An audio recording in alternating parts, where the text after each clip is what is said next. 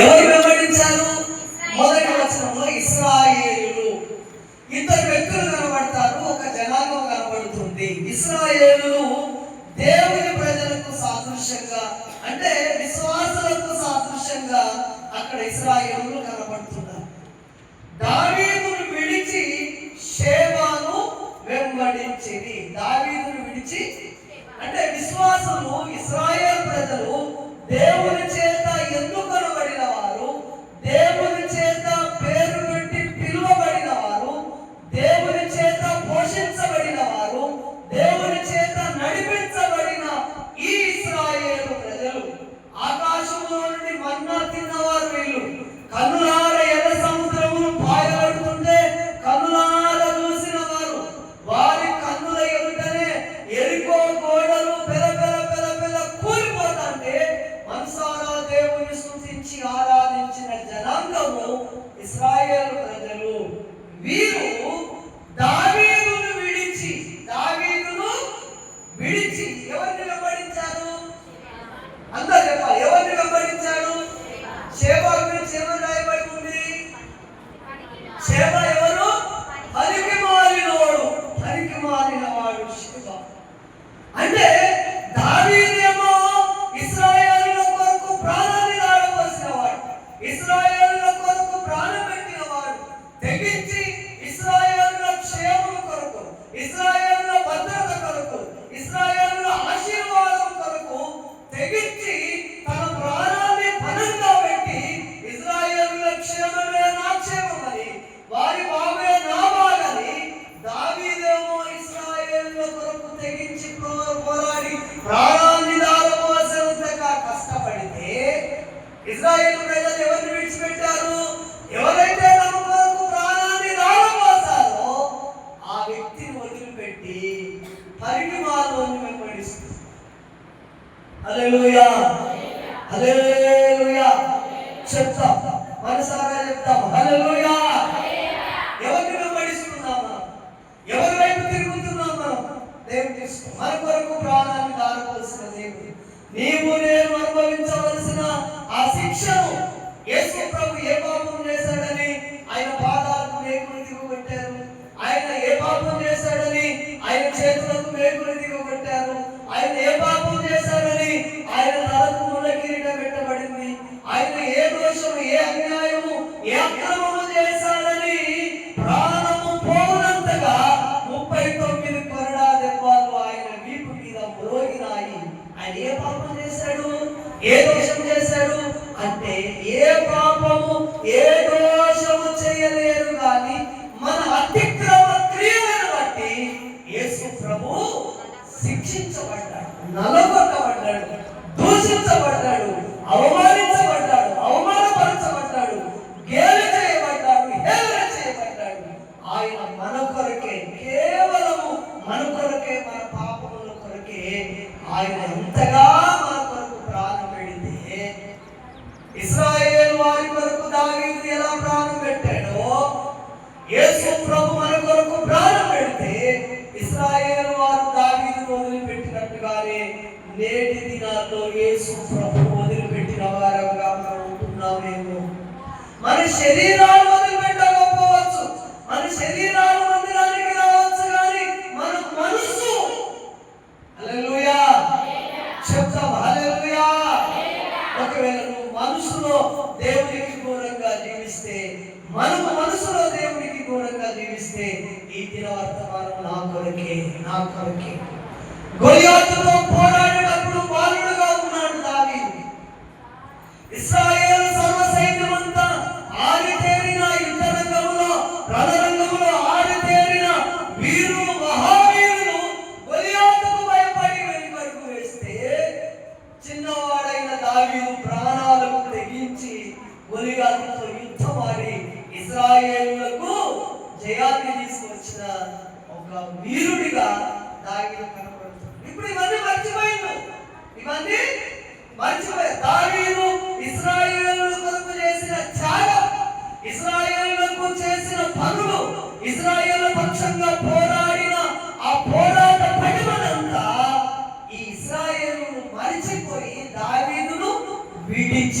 దావీదును విడిచి ఎవరు వెంబడిస్తున్నారు? దానికి ముందు పేరు వాడరా?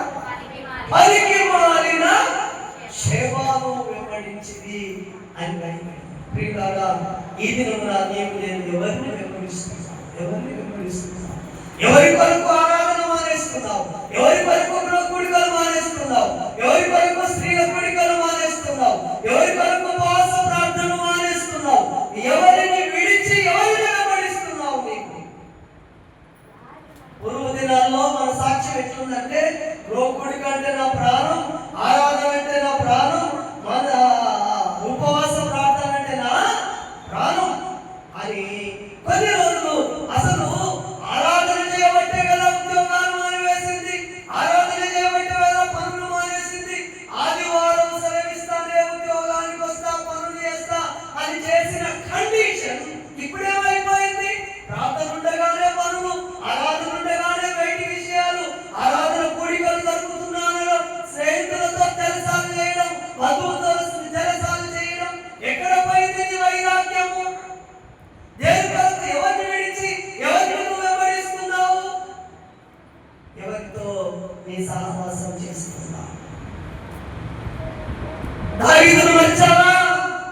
ఇశ్రాయేలు వారలారా, దావీదు చేసిన, నీ కొరకు చేసిన ఆ త్యాగపూరితమైన సేవ, ఆ ప్రాణాలతో చెలగాటమనే యుద్ధం, అది మరిచిపోయావా?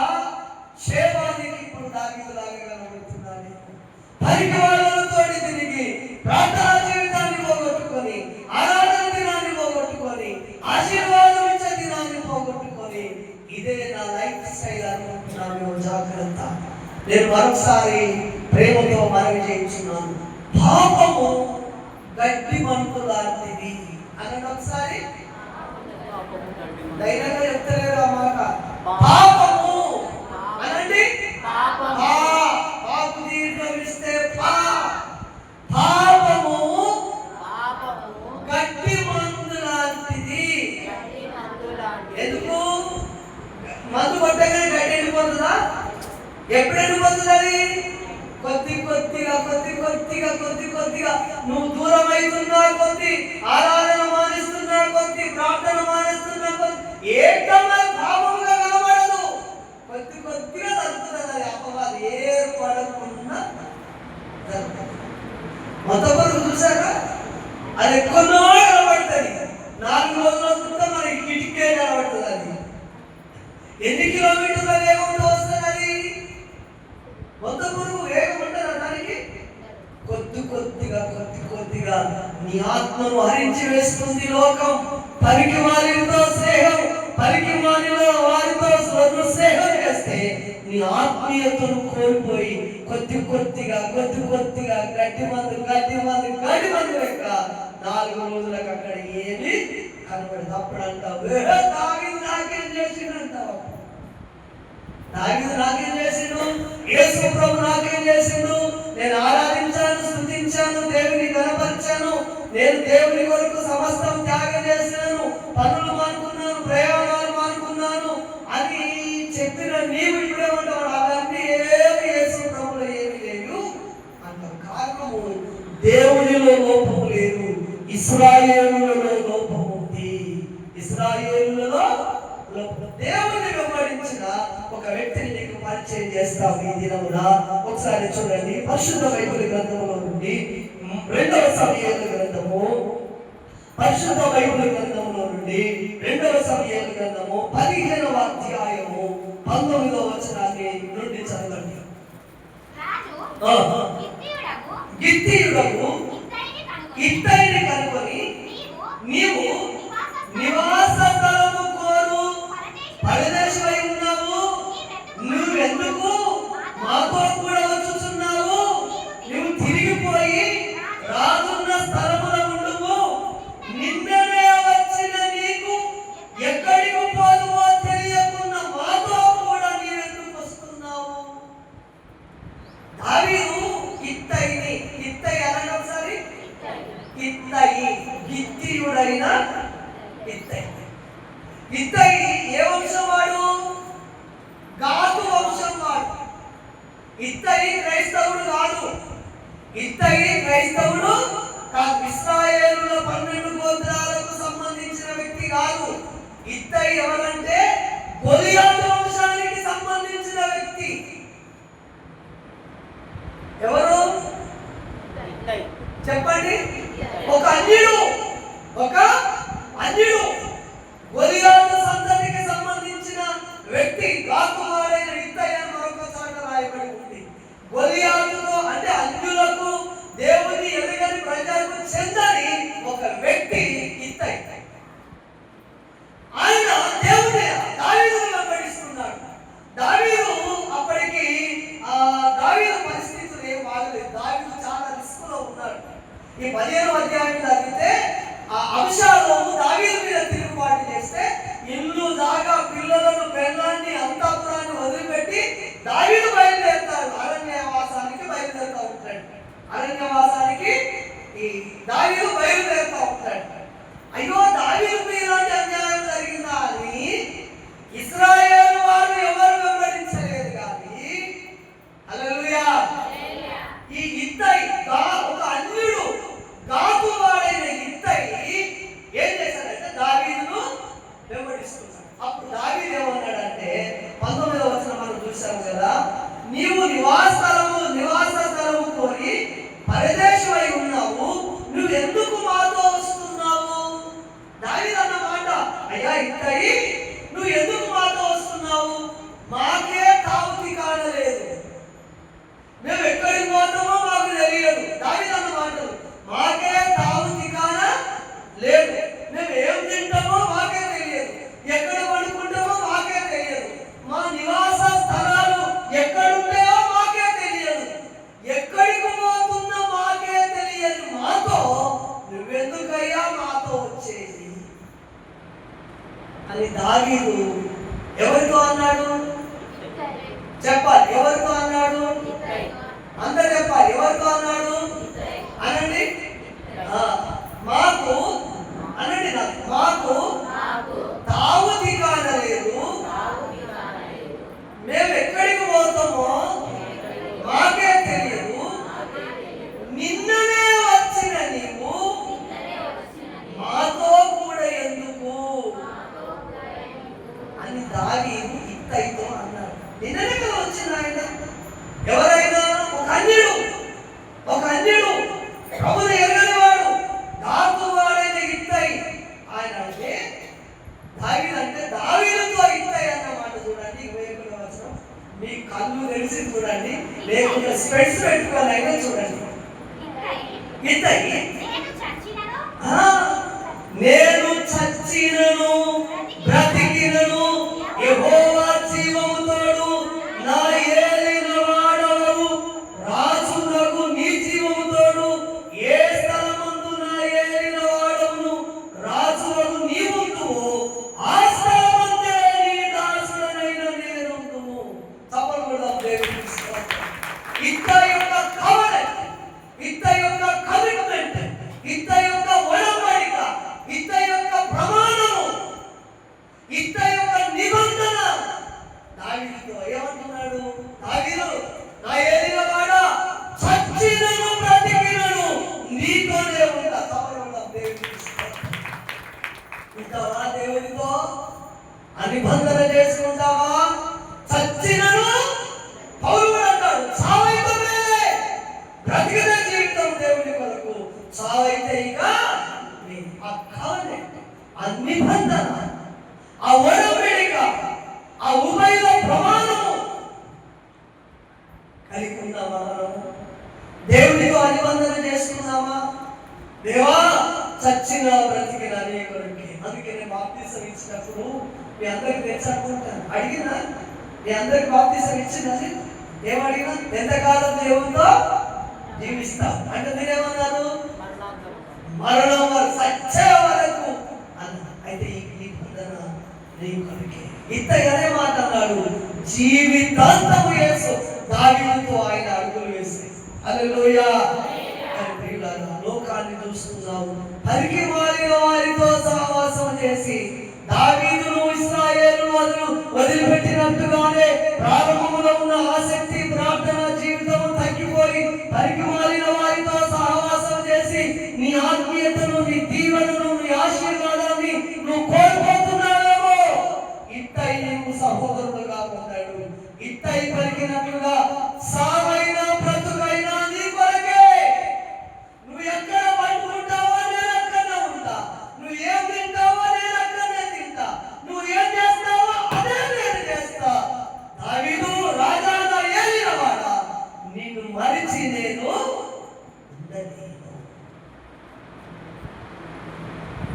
ఉండాలేనయ్యా.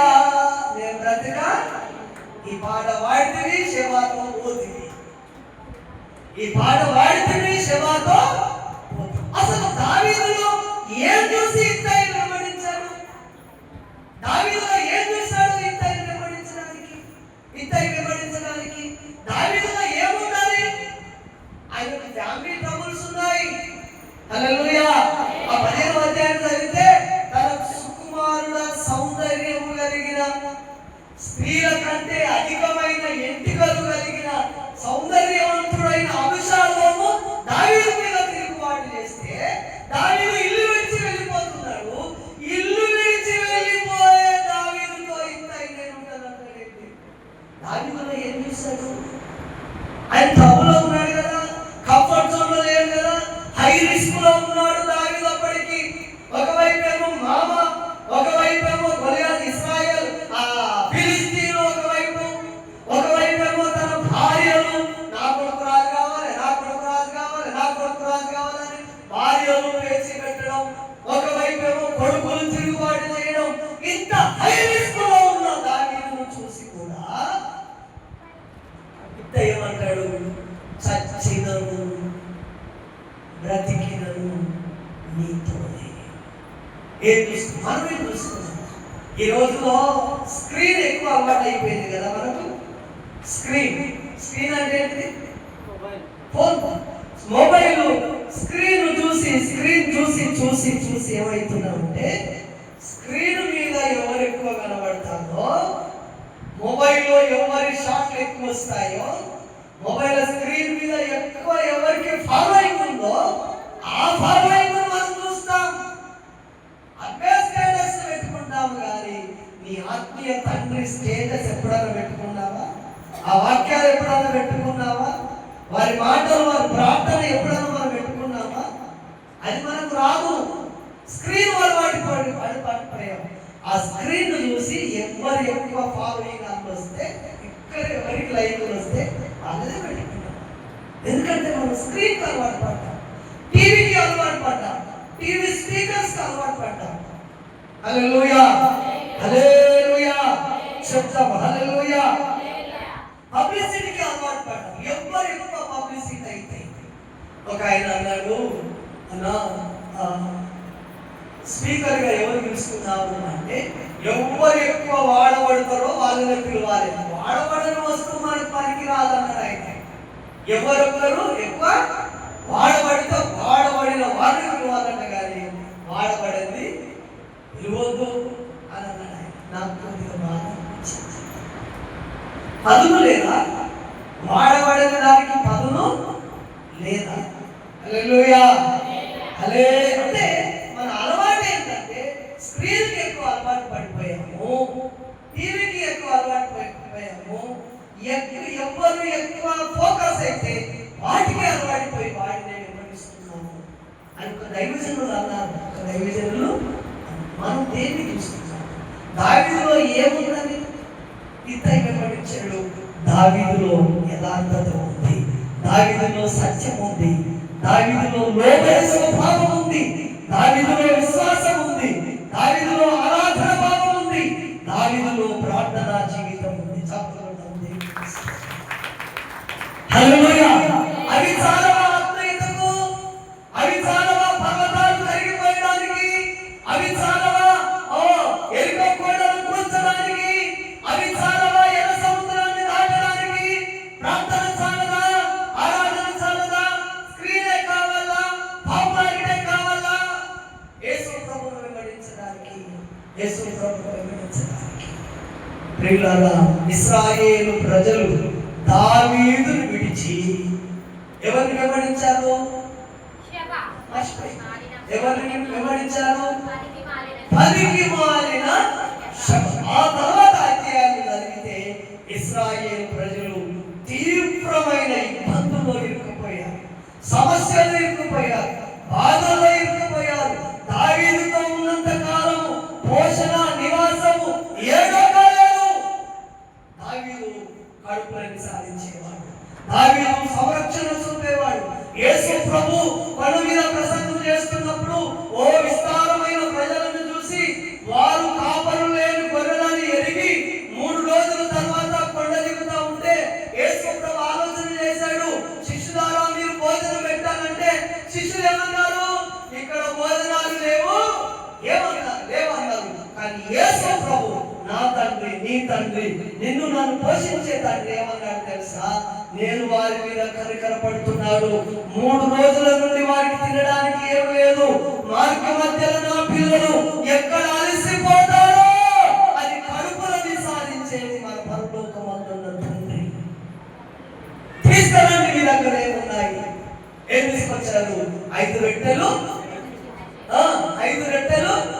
2 చిన్న చేపలు తీసుకొని వస్తే వాటిని దీవించి ఆశీర్వదించి సమృద్ధి చేశాడు. వారు కడుపు నిండా తినగా 12 గంపల ముక్కలు ఇంకా మిగిలినవి. అది ఎవిడెన్స్, అది సాక్ష్యం కొరకే, దేవుడి గొప్ప కార్యాలు చేశాడని ఎవిడెన్స్ కొరకు, సైన్ కొరకు. ఆ సైన్లను కూడా నువ్వు చూస్తలేవు, ఆ సాక్ష్యాలను కూడా చూస్తలేవు. దేవుడు నీ బ్రతుకులో చేసిన గుర్తులను కూడా నువ్వు మర్చిపోతున్నావు. గుర్తులు కనబడతలేవా నీకు? యేసు ప్రభుని ఏడన చేసిన గుర్తులు నీకు కనబడతలేవా? ఇల్లు లేనప్పుడు దేవుడు నీకు ఇల్లు ఇచ్చాడు, ఇల్లు ఒక గుర్తు కాదా? స్వస్థత లేనప్పుడు దేవుడు స్వస్థపరిచాడు, ఆరోగ్యం ఒక గుర్తు కాదా? హల్లెలూయా, హల్లెలూయా. పని లేనప్పుడు దేవుడు నీకు పని కల్పించాడు, ఆ పని ఒక గుర్తు కాదా నీకు? ఎందుకు లోకాన్ని వెంబడిస్తున్నావు? దేవుడిని ఇశ్రాయేలు వారు మర్చినట్లే నువ్వు ఎందుకు మర్చిస్తున్నావు? ప్రియులారా, ఆ గుర్తులు నీకు కనబడతాయి. నాకు బైక్ లేదని ఏడ్చినప్పుడు దేవుడు నాకు బైక్ ఇచ్చాడు. ఆ బైక్ చూసినప్పుడల్లా నాకు భయమే. ప్రభువా, ఈ దినం ఎన్ని కిలోమీటర్లు తిరిగి నీ పరిచయం చేయాలి, ఎవరికైనా ప్రార్థన చేయాలి, ఎవరికైనా పలకరించాలి, ఎవరితో వాక్యం చెప్పాలని ఆ బైక్ దేవుడు నాకు ఇచ్చినందుకు ఆ బైక్ మీద ప్రయాణం చేసి దేవుడు ఇచ్చాడు కనుక ఆ గుర్తును బట్టి కొందరి నన్ను ధైర్యపరచాలి, కొందరికైనా దేవుడి మాటలు చెప్పాలన్న ఆసక్తి ఇప్పటి వరకు నాలోనే ఉంటుంది. కానీ దేవుడు నీకు బైక్ ఇస్తే బైక్ ద్వారా నువ్వు ఏం సంపాదించావు? ఎంత మిగిలించుకున్నావు? ఏం చేశావు? ఆ బైక్ ద్వారా పోషించబడిన వారు ఎవరు? వేరు పొందిన వారు ఎవరు?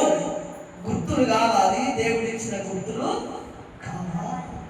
దేవుడు నీకు స్వస్థత ఇచ్చాడే, కాలి ఇదే చెయ్యి ఇదే దేవుడు బాగు చేశాడు. కొన్ని రోజులు కట్టుకొని ఉన్నావు, దేవుడి కృప ద్వారా కట్టు తొలగిపోయింది, దేవుడు స్వస్థపరిచాడు. ఇప్పుడు నీ చేతులు బాగా ఆడుతున్నాయి. దేవుడు ఇచ్చిన స్వస్థత ఒక గుర్తు కాదా నీకు? గుర్తులు 12 గంపలు మిగిలినది ఒక గుర్తు, ఒక సైన్. ప్రియులారా, ఇత్తై మాదిరిగా చెప్పగలుగుతామా? ఇత్తై మాదిరిగా ఏమన్నాడు? ఇత్తై చచ్చినను అనండి, నువ్వెక్కడ ఉంటావో నేను అక్కడనే. దేవుడు అన్యాయం చేయలే ఇత్తైకి. నిన్ననే వచ్చిన ఇత్తైకి దేవుడు ఏం అన్యాయం చేయలేదు. ఏ పేరు చేసిందో చెప్పి నేను ముగిస్తాను. 18వ అధ్యాయము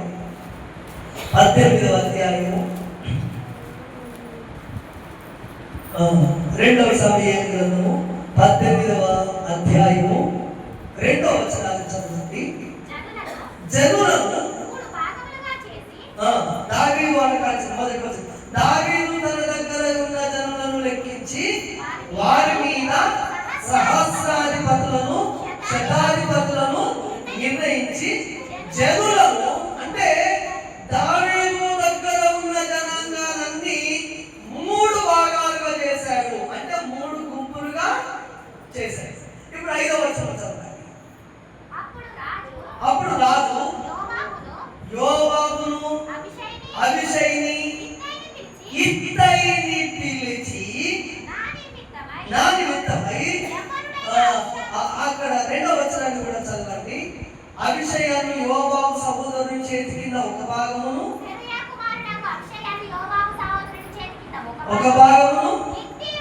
గిత్తీయుడైన ఇత్తయి చేతి కింద ఒక భాగమును. ఇత్తయి ఎన్ని రోజులు అయినది? నిన్ననే వచ్చిన ఇత్తయి. ఆయన ఏం చేశాడు దావిదంటే, దావీదు ఉన్న దగ్గర ఉన్న జనులను 3 గుంపులుగా చేసి, ఒక గుంపుకేమో యోవాబును లీడర్ చేశారు, ఒక గుంపునేమో అభిషేక్ని లీడర్ చేశారు, ఇంకో గుంపు సైన్యాధిపతిగా ఇత్తయిని ఒక గుంపు మీద, ఇత్తయి చేతి కింద కొంత సైన్యం. ఎంత గొప్ప వాక్యం అండి, ఎంత గొప్ప వాక్యం. దావీదు ఇత్తయిని హెచ్చించి తావు దిక్కాలు లేకుండా ఉన్న దావీదును వెంబడించిన దావీదు ఇత్తయికి అన్యాయమేమి, నీకు కూడా యేసు ప్రభు ఏ అన్యాయం చేయదు. నీ స్థితిని మారుస్తాడు, నీ పరిస్థితులను కూడా మారుస్తాడు ఆయన. హల్లెలూయా, హల్లెలూయా. దేవుడిచ్చిన సమయాన్ని వినియోగించుకో, దేవుడిచ్చిన అధికారాన్ని వినియోగించుకో, దేవుడిచ్చిన తలాంతులను వరాలను వినియోగించుకో. అభిషేకిని ఇశ్రాయేలు దావీదు విడిచినట్లుగా, షేబాను వెంబడించినట్లుగా పరికి వారిన వారితో నువ్వు వెంబడిస్తే అధికారం కాస్త పోతుంది, ఆధిక్యం కాస్త మళ్ళా దావీదు మీదనే. దావీదు నాకు ఏం ఇచ్చింది, దావీదు నాకు ఏ అవకాశాలు ఇచ్చింది? ప్రార్థన చేసే ఛాన్స్ ఇచ్చిందా? వాక్యం చెప్పే ఛాన్స్ ఇచ్చిందా? ఇవన్నీ ఎవరి మీద వస్తాయి? ఎప్పుడు దావీదును వదిలి షేబాను అనుమని వెంబడిస్తే ఇలాంటి అనుమానాలు వస్తాయి. కానీ ఇత్తయి మాదిరిగా నిన్నే వెంబడిస్తా, చావైనా బ్రతుకైనా నువ్వు ఏ స్థలంలో ఉంటే అదే స్థలంలో నేను ఉంటా అని కమిట్మెంట్ నీవు, నీ కుటుంబం, నీ పిల్లలు చేసుకుంటూ దేవుడితో ఉన్నప్పుడు ఆయన అన్యాయం చేసే దేవుడు. ఆయన నిన్ను హెచ్చిస్తాడు, ఆయన నిన్ను పైకి లేపుతాడు. ఇత్తయికి గొప్ప వాక్యము దక్కింది.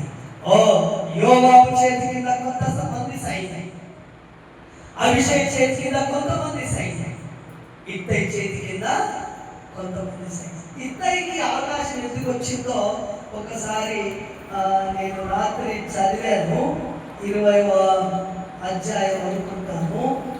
ఓకే, 5వ వచనం చదవండి. 20వ అధ్యాయం 5వ వచనం చదవండి.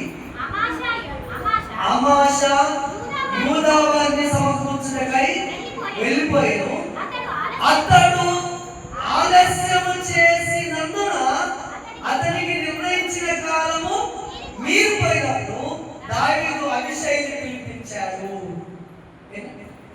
అమాషాకు దేవుడు అవకాశం ఇస్తే మనోడు ఏం చేశాడు? అమాషా రాజుల పాలన మనది, మనది ఏ పాలన? రాజుల పాలన. పాత్ర కంటే మనమే ఎక్కువ ప్రసంగిస్తున్నాం కదా. రాజుల పాలన అభిషేక్ దావీదు నాకు చెప్పిండు కదా, మనకి హీరో అనుకున్నాడు. పోయిండు పాపం, పోయిండు కానీ ఏం చేసిండు? ఇక పోతే అక్కడే స్నేహితులతో గడిపిండు అంతే. ఇక వాళ్ళే ఆ షేబా లాంటి వాళ్ళతో గడిపితే ఆలస్యమైంది. దావీదు ఏం చేశాడు తెలుసా? సరే మనోడు ఎక్కడ పోయినా ఇది ఆలస్యం ఎందుకు? నీ షేబాతోనే నువ్వు ఉందనుకొని అది మనకి అట్లనే ఆవాసం నుంచి అభిషేక్ని తీసుకుంది. అభిషేక్ స్థానంలో ఇద్దరికి ఎవరైతే నమ్మకస్తులుగా ఉంటారో, ఎవరైతే తీర్మానం కావాలంటే ఒడబడిక దేవుడితో చేసుకుంటారో, నమ్మకత్వాన్ని దేవుడు చూసి ఆశీర్వదిస్తాడు, అధికారాలు ఇస్తాడు. God bless you. దేవుడి మాటను దీవించుగాక. తలలు వంచండి, ప్రార్థన చేద్దాం. తలలు వంచండి, ప్రార్థన చేద్దాం. ప్రార్థన. ఇశ్రాయేలు ప్రజలు దావీదుని విడిచి అభిషేక్ని వెంబడించింది. దావీదు ఇశ్రాయేలు కొరకు ప్రాణాన్ని దారపోసినవాడు, ప్రాణం పెట్టడానికి తెగించినవాడు, ఇశ్రాయేలు పక్షంగా యుద్ధాలు చేసినవాడు, ఇశ్రాయేలు యొక్క గౌరవ మర్యాదలు ధర్మ ప్రతిష్టలు కాపాడినది అన్ని మరిచిపోయి ఇశ్రాయేలు ప్రజలు ఏం చేస్తున్నారంటే షేమ పరికి మారిన షేమను వెంబడిస్తున్నారు. అన్నీ కోల్పోయారు ఇశ్రాయేలు ప్రజలు. దావీదును కోల్పోయారు, ఆత్మీయత కోల్పోయారు, ప్రార్థన జీవితం కోల్పోయారు. ఏమైనంటే షేమ షేమ షేమ షేమ షేమ షేమ షేమ కన్నులు కూడా షేమ అని కలవరించడం వినాలి. దేవుని మరిచావా? దేవుని సన్నిధి మరిచావా? ఏమి లేనప్పుడు ప్రభు పాదాలు పట్టుకొని అంగలార్చిన దినాలు ఏమైనాయి? దేవుడిచ్చిన గుర్తులు 5 రొట్టెలు 2 చేపలు 5,000 మందికి పంచగా మిగిలిన గుర్తులు కనబడ్డవే 12 గంపలు. నీ లైఫ్ లో గుర్తు లేదా? నీ జీవితం మీద ముద్ర లేవా? నీ కుటుంబంలో గుర్తులు లేవా? దేవుడు చేసిన గుర్తు అని నువ్వు తలుపు తెరిచి చూసినప్పుడు, నీ జీవితాన్ని ఉదయకాలం వేసి అద్దం దగ్గర నిలబడినప్పుడు దేవుడు ఇచ్చిన గుర్తులు నీకు కనబడడం లేవా? సైన్స్ వాటి బట్టైన దేవుని ఆరాధించవచ్చు కదా, వాటిని బట్టైన దేవుని కనపరచవచ్చు కదా. నువ్వు దేవుని వెంబడిస్తే ఆయన నీకు అన్యాయం చేయడు. ఇత్తైని లేపిన దేవుడు, ఇత్తైని ఉన్నత స్థితిలోకి నడిపించిన దేవుడు నిన్ను నన్ను నీ కుటుంబాలు నా కుటుంబాలను కూడా ఆయన ఉన్నత స్థితిలోకి నడిపిస్తాడు. ప్రేరేపించబడిన వారు ఒకరు ప్రార్థన చేయండి.